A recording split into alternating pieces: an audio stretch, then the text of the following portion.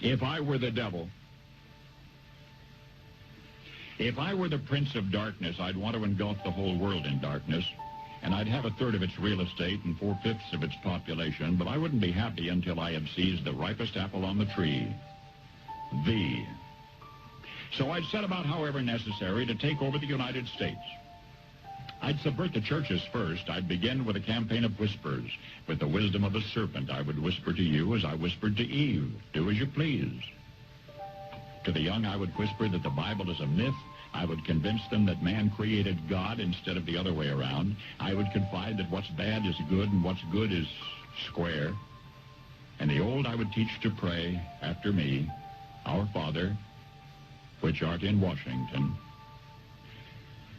And then I'd get organized. I'd educate authors in how to make lurid literature exciting so that anything else would appear dull and uninteresting. I'd threaten TV with dirtier movies and vice versa. I'd peddle narcotics to whom I could. I'd sell alcohol to ladies and gentlemen of distinction. I'd tranquilize the rest with pills.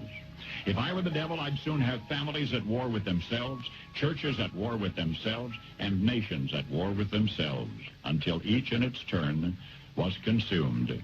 And with promises of higher ratings, I'd have mesmerizing media fanning the flames. If I were the devil, I would encourage schools to refine young intellects, but neglect to discipline emotions. Just let those run wild. Until before you knew it, you'd have to have drug-sniffing dogs and metal detectors at every schoolhouse door. Within a decade, I'd have prisons overflowing. I'd have judges promoting pornography. Soon I could evict God from the courthouse, then from the schoolhouse, and then from the houses of Congress.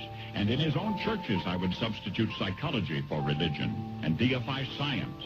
I would lure priests and pastors into misusing boys and girls and church money. If I were the devil, I'd make the symbol of Easter an egg and the symbol of Christmas a bottle. If I were the devil, I'd take from those who have and give to those who wanted until I had killed the incentive of the ambitious. And what'll you bet? I couldn't get whole states to promote gambling as the way to get rich. I would caution against extremes in hard work, in patriotism, in moral conduct.